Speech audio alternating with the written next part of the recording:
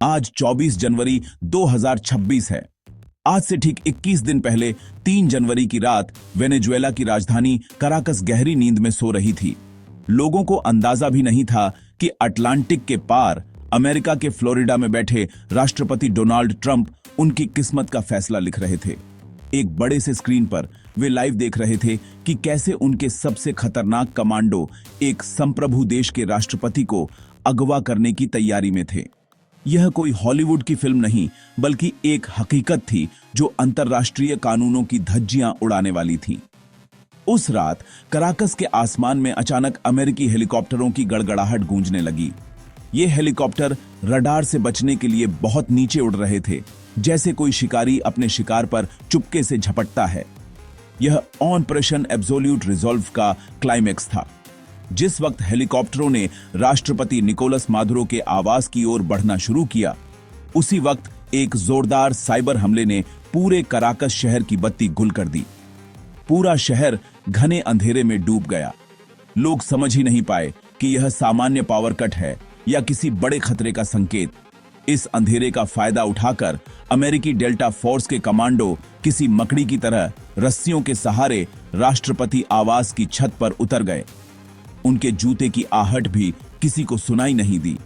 यह सब कुछ इतनी तेजी और सटीकता से हो रहा था मानो वे महीनों से इसी पल का इंतजार कर रहे हों। फ्लोरिडा में बैठे राष्ट्रपति ट्रंप अपनी कुर्सी पर आगे की ओर झुककर हर एक हरकत को बड़ी गौर से देख रहे थे। उनके चेहरे पर एक अजीब सी मुस्कान थी, जो जीत के आत्मविश्वास और सत्ता के नशे को एक साथ बयां कर रही थी। उनके बगल में बैठे उनके सलाहकार इस ऐतिहासिक पल को अपनी आंखों में कैद कर लेना चाहते थे। उनके लिए यह सिर्फ एक सैन्य अभियान नहीं था, बल्कि दुनिया को यह संदेश देने का एक तरीका था कि अमेरिका जो चाहे वह कर सकता है। दूसरी तरफ कराकस में राष्ट्रपति मादुरो के सुरक्षा गार्ड कुछ समझ पाते, उससे पहले ही सब कुछ खत्म होने वाला था।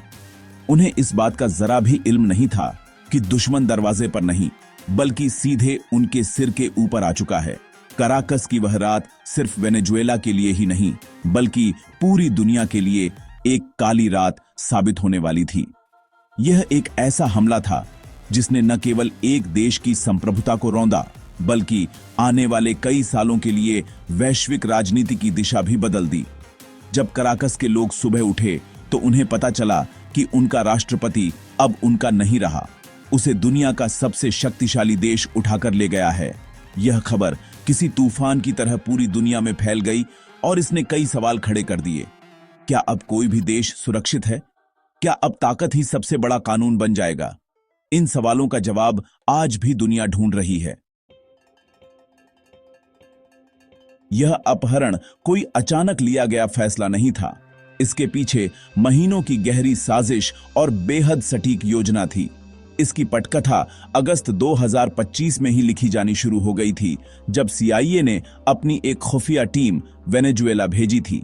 इस टीम का काम सिर्फ जानकारी इकट्ठा करना नहीं था, बल्कि मादुरो के प्रशासन के अंदर ही किसी ऐसे व्यक्ति को ढूंढना था जो अमेरिका का साथ दे सके।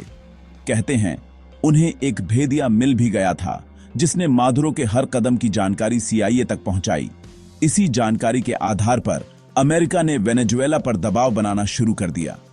तथाकथित नार्को बोट्स पर हवाई हमले किए गए, जिनमें 110 से ज्यादा लोग मारे गए। लेकिन यह तो बस शुरुआत थी।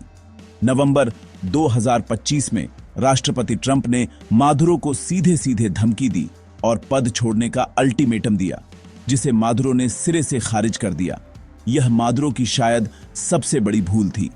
25 दिसंबर 2025 जब पूरी दुनिया क्रिसमस मना रही थी, तब ट्रंप ने इस अपहरण के ऑपरेशन को हरी झंडी दे दी। इसके बाद केंटकी के एक गुप्त सैन्य अड्डे पर मादुरो के आवास का एक हूबहू रेप्लिका यानी नकली मॉडल तैयार किया गया। डेल्टा फोर्स के कमांडो ने हफ्तों तक इसी नकली घर पर हमले का अभ्यास किया। उन्हें हर कमरे, हर दरवाजे और हर गलियारे की जानकारी रटा दी गई थी, ताकि असली ऑपरेशन के दौरान 1 सेकंड की भी देरी न हो। 3 जनवरी की रात जब ऑपरेशन शुरू हुआ तो सब कुछ योजना के अनुसार ही हुआ। जैसे ही कमांडो छत पर उतरे, उन्होंने बिना कोई वक्त गंवाए अंदर घुसपैठ की। राष्ट्रपति मादुरो को शायद हमले की भनक लग गई थी। वे अपनी पत्नी सिलिया फ्लोरेस के साथ एक गुप्त सुरक्षित कमरे की ओर भागे, लेकिन तब तक बहुत देर हो चुकी थी। कमांडो दरवाजा तोड़कर अंदर घुस आए। कहते हैं कि मादुरो को पकड़ने में 5 मिनट से भी कम का समय लगा। उन्हें और उनकी पत्नी को जमीन पर गिराकर उनके हाथों में हथकड़ियां डाल दी गईं। वेनेजुएला का सबसे शक्तिशाली व्यक्ति उस वक्त बेबस और लाचार था।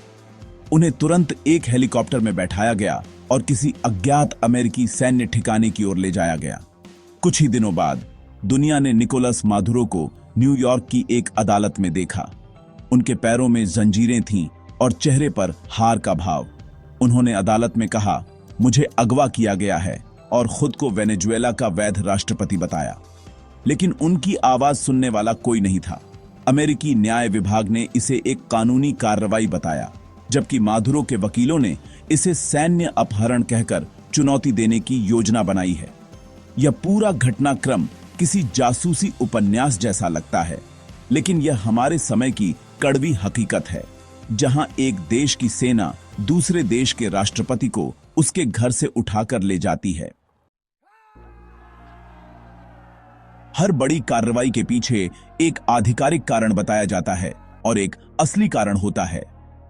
अमेरिकी सरकार ने दुनिया को बताया कि यह ऑपरेशन वेनेजुएला में लोकतंत्र को बहाल करने और मानवाधिकारों की रक्षा के लिए किया गया था। उन्होंने 2020 के एक अभियोग का हवाला दिया, जिसमें निकोलस मादुरो पर नशीले पदार्थों की तस्करी, कोकीन के आयात और हथियारों के अवैध व्यापार जैसे गंभीर आरोप लगाए गए थे।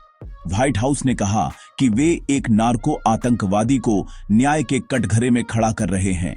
ये सुनने में बहुत अच्छा लगता है, लेकिन क्या यही पूरी सच्चाई है, या फिर इस चमकदार बहाने के पीछे कोई गहरा और काला राज छिपा है? असलियत शायद कुछ और ही है, और उसका नाम है तेल।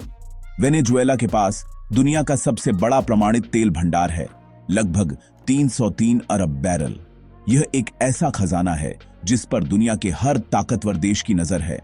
अमेरिकी रिफाइनरियां वेनेजुएला के भारी कच्चे तेल पर बहुत अधिक निर्भर हैं, लेकिन पिछले कुछ सालों से चीन वेनेजुएला का सबसे बड़ा ग्राहक बन गया था और उसकी कुल तेल उपज का लगभग 68% खरीद रहा था। यह बात अमेरिका को कांटे की तरह चुभ रही थी। उसे डर था कि वेनेजुएला का तेल और उसका बाजार हमेशा के लिए उसके हाथ से निकल जाएगा और चीन इस क्षेत्र में अपनी पकड़ मजबूत कर लेगा। इसीलिए कई विशेषज्ञ मानते हैं कि यह ऑपरेशन लोकतंत्र के लिए नहीं, बल्कि तेल के लिए किया गया था। यह एक आर्थिक युद्ध था जिसे सैन्य कार्रवाई की शक्ल में लड़ा गया। राष्ट्रपति ट्रंप ने अपने एक बयान में इस बात को लगभग स्वीकार भी कर लिया, जब उन्होंने कहा, वेनेजुएला का तेल अब अमेरिका का है। उन्होंने यह भी साफ कर दिया कि एक्सॉन मोबिल और शेवरॉन जैसी अमेरिकी कंपनियां वेनेजुएला के तेल क्षेत्र को फिर से बनाने के लिए वापस जाएंगी। यह बयान अपने आप में पूरी कहानी बयान कर देता है। यह नव उपनिवेशवाद का एक नग्न प्रदर्शन था, जहां एक देश के संसाधनों पर कब्जा करने के लिए उसकी सरकार को ही उखाड़ फेंका गया। इस पूरे प्रकरण में उपराष्ट्रपति डेल्सी रोड्रिगेज को वेनेजुएला की अंतरिम राष्ट्रपति के रूप में शपथ दिलाई गई, लेकिन सत्ता की असली चाबी वॉशिंगटन के हाथ में है। अमेरिकी विदेश मंत्री मार्को रूबियो नई सरकार के साथ सीधे संपर्क में हैं और व्हाइट हाउस के एक अधिकारी ने तो यहां तक कह दिया, अब अमेरिका वेनेजुएला चला रहा है। यह दिखाता है कि लोकतंत्र और मानवाधिकार जैसे शब्द अक्सर बड़े देशों के लिए अपने आर्थिक और भू राजनीतिक हितों को साधने का एक बहाना मात्र होते हैं। असली खेल तो हमेशा संसाधनों और सत्ता का ही होता है, और वेनेजुएला इस खेल का सबसे नया शिकार बना है। अगर आपको यह वीडियो पसंद आया हो तो कृपया लाइक करें, सब्सक्राइब करें और शेयर करना न भूलें। अमेरिका के इस सफल ऑपरेशन की कीमत वेनेजुएला और क्यूबा को अपने जवानों की जान देकर चुकानी पड़ी। यह कोई बिना खून खराबे वाला मिशन नहीं था। वेनेजुएला के रक्षा मंत्रालय के अनुसार 3 जनवरी के उस हमले में कुल 83 लोग मारे गए। इनमें 47 वेनेजुएलाई सैनिक थे, जिनमें 9 महिला सैनिक भी शामिल थीं। इसके अलावा मादुरो के निजी सुरक्षा दस्ते में शामिल 32 क्यूबन सैनिक भी मारे गए। 112 से ज्यादा लोग घायल हुए। अमेरिकी हमलों ने ला कार्लोटा एयरफील्ड और फुएर्ते ट्यूना सैन्य अड्डे जैसे महत्वपूर्ण ठिकानों को भी नष्ट कर दिया। कराकस की सड़कों पर मातम पसर गया। कई परिवारों के लिए यह हमला एक कभी न खत्म होने वाले दुस्वप्न की तरह आया। हमले के बाद वेनेजुएला की नई अंतरिम राष्ट्रपति डेल्सी रोड्रिगेज ने CIA निदेशक जॉन रैटक्लिफ से क्राकस में मुलाकात की। कहा जाता है कि इस बैठक में अमेरिका ने आर्थिक सहयोग की पेशकश की, लेकिन साथ ही यह चेतावनी भी दी कि वेनेजुएला अपनी जमीन पर अमेरिका के दुश्मनों को पनाह न दे। यह एक तरह से धमकी और वादे का मिला जुला पैगाम था, जिसका सीधा मतलब था कि वेनेजुएला को अब अमेरिका के इशारों पर ही चलना होगा। इस बीच आम नागरिक अभी भी हमले के सदमे से उबरने की कोशिश कर रहे हैं। कई पीड़ितों की पहचान के लिए तो DNA टेस्ट की जरूरत पड़ रही है, जो इस हमले की भयावहता को दिखाता है। इस हमले का सबसे ज्यादा असर शायद क्यूबा पर पड़ा है। 16 जनवरी को जब 32 क्यूबन सैनिकों के पार्थिव शरीर हवाना पहुंचे तो पूरे देश में शोक की लहर दौड़ गई।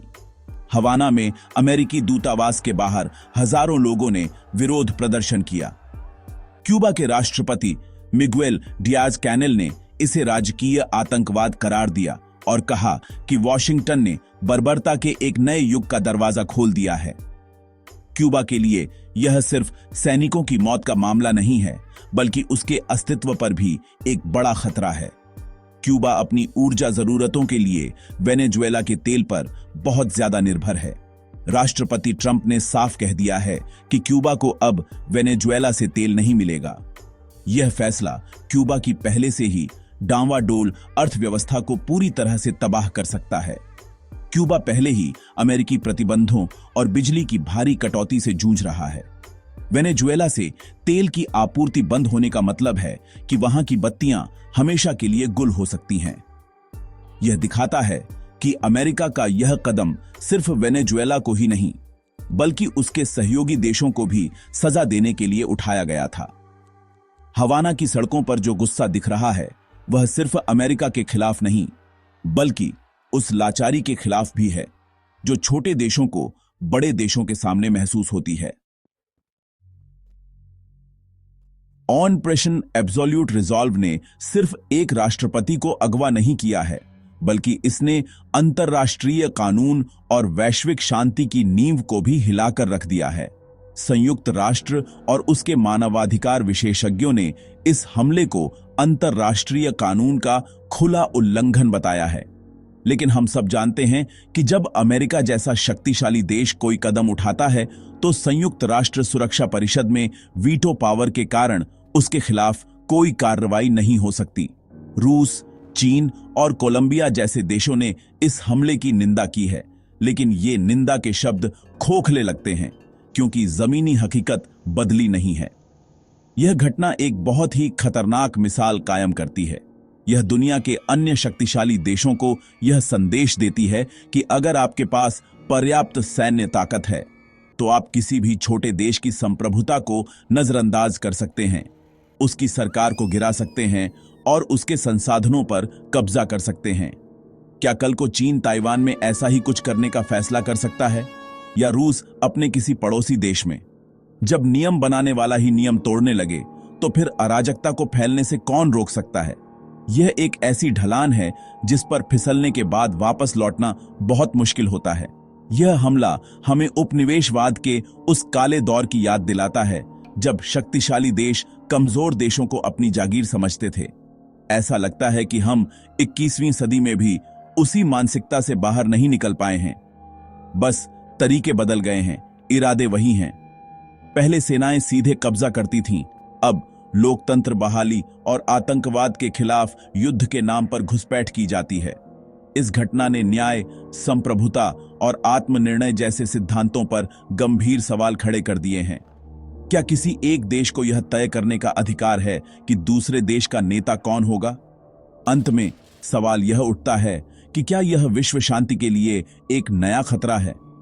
जब कूटनीति और संवाद की जगह बम और कमांडो ले लेते हैं, तो तो दुनिया एक ज्यादा खतरनाक जगह बन जाती है।